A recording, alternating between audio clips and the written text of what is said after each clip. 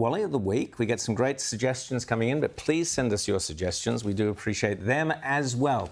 But Kamala Harris has come up on our radar after the ABC did a good interview, a very good interview, but have a listen. Poor old Kamala was struggling. The word salad didn't work quite as well as it normally does. Have a listen. But wasn't Joe Biden then, to put it on him, wasn't his refusal to recognise his own frailties the reason that you faced a nearly impossible task?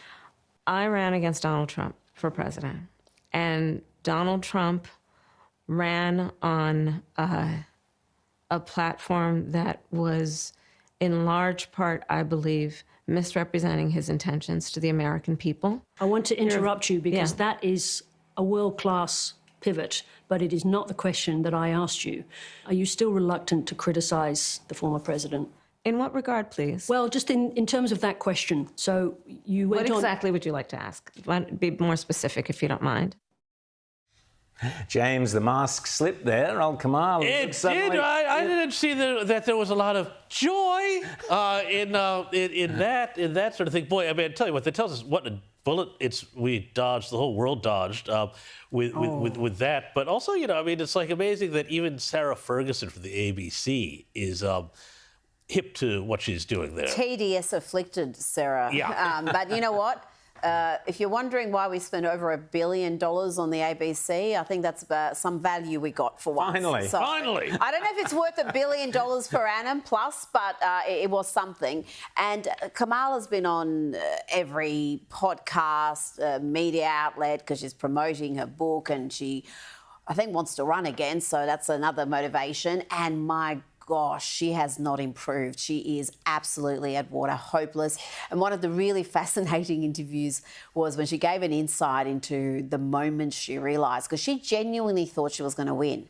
She genuinely believed her own BS. I mean, I don't know how you still believe the nonsense polls and the pundits who've been so consistently wrong, but she believed it. And she said when she realised that it wasn't going to happen, she just kept saying, my God, my God. And she called herself inarticulate. And I was like, wow. Wow. A moment of insight. But That's surely lovely. she would have been pleased to have been unburdened by the presidential and what has been. success.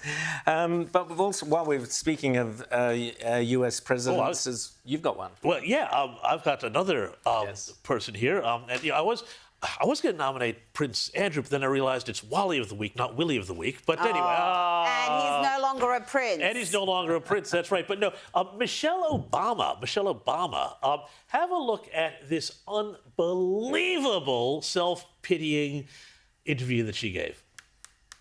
You said we were all too aware that as a first black couple, we couldn't afford any missteps. Yeah.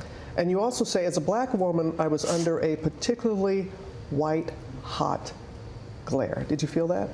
For sure. You can't afford to get anything wrong because you didn't get at least until the country came to know us, we didn't get the grace that I think some other families have gotten.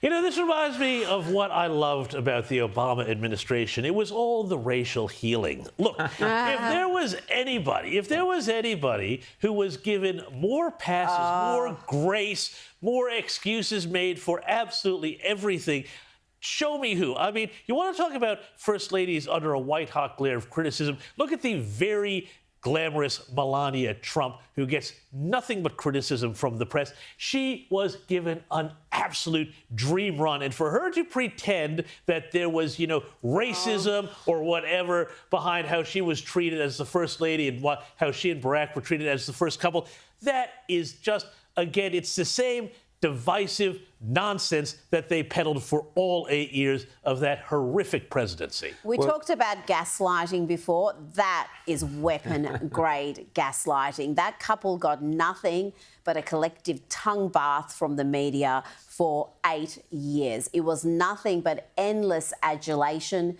If there was a word of criticism for, say, a Fox News or some conservative pundit, all the leftist media would rally around them and present it as grossly unfair. The man got a Nobel Peace Prize for being elected. I mean, really. And she got every single magazine cover. You talked about Melania, who is obviously, objectively a beautiful woman. She can't get on the front cover of Vogue. But how many covers did Michelle have? How many covers of every magazine? How many endless fluff pieces were written about how inspirational she is, and a model mother and a model woman for all American women to aspire to?